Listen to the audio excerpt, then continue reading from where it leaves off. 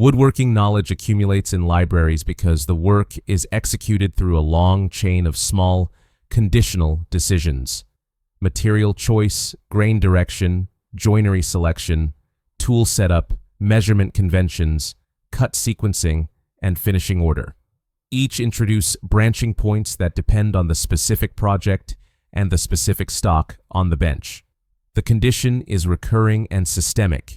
Even simple builds contain enough variable details that the total set of known facts needed for smooth execution exceeds what can be held in active recall across time. This is not a single skill that, once learned, remains stable. It is an environment of overlapping standards and exceptions. A measurement is correct within one reference system and incorrect in another. A joint is appropriate under one load direction and inappropriate under another. A finish sequence is compatible with one material and incompatible with a different one. The work proceeds through constraints that are quiet, technical, and persistent. Because those constraints recur across many builds with different combinations, woodworking knowledge tends to settle into external containers: books, printouts, notebooks, binders, project sheets, drawings, cut lists, and archived plans. The accumulation is not primarily about collecting inspiration. It is a structural response to a form of work where correct execution relies on precise details that must remain available across months and years, independent of what is remembered on a given day. A common attempt is memorization of core procedures and measurements. Over time, builders try to hold standard dimensions, common joint proportions, tool settings, and sequencing rules in memory, with the expectation that frequent repetition will keep recall stable. Another attempt is reliance on general principles instead of specifics, using rules of thumb for sizing, spacing, and tolerances, and filling in details as they arise during the build. A related attempt is improvisation from familiar patterns, repeating a previously completed project or adapting a known layout while changing a few parameters. Another approach is episodic learning, watching tutorials, reading an article, or reviewing a short guide at the moment a task appears, then returning to the work immediately. This method depends on attention, timing, and the availability of the same resources in the same context. A separate attempt is documentation created from scratch each time, measuring directly from the space where an object will live, sketching a rough drawing, writing a quick list of cuts, and adjusting during assembly. In more structured cases, builders create personal notebooks or digital folders that store notes, photos, and diagrams, often organized by project type rather than by technique. These attempts share a common property. They require ongoing interaction. They rely on repeated checking, repeated consolidation, and repeated relearning.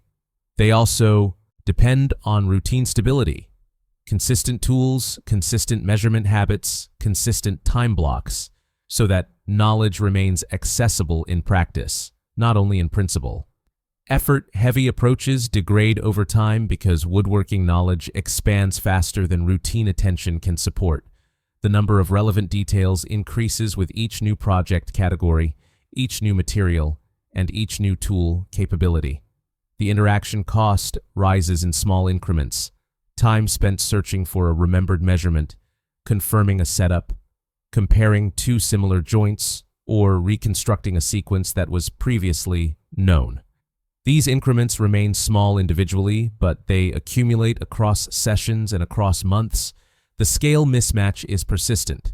Memory is optimized for frequently repeated information, while woodworking frequently involves low-frequency specifics, details that are crucial when needed, but not encountered often enough to remain reliably retrievable. The result is not a collapse of skill, but a steady drift toward externalization. Knowledge that must remain precise cannot depend on a system that varies with fatigue, interruptions, or gaps between projects. Even when general competence increases, the number of exceptions increases alongside it. The work does not eliminate reference needs, it changes which references are needed. Sustainability is shaped by environment rather than discipline. Projects occur across different locations, different time windows, and different levels of preparedness. Tools are reconfigured between tasks. Materials are substituted. Plans are adjusted to fit constraints outside the workshop. Under these conditions, an approach that assumes continuous high attention becomes less compatible with ordinary life over long horizons. Libraries persist because they remain available when routine does not.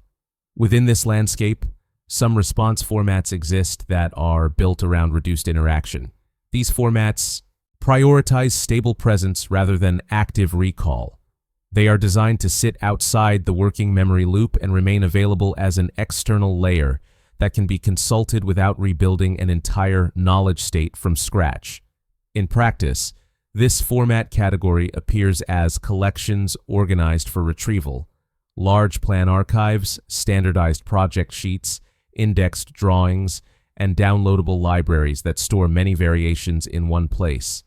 The defining property is not what any single item contains, but the continuity of access across projects.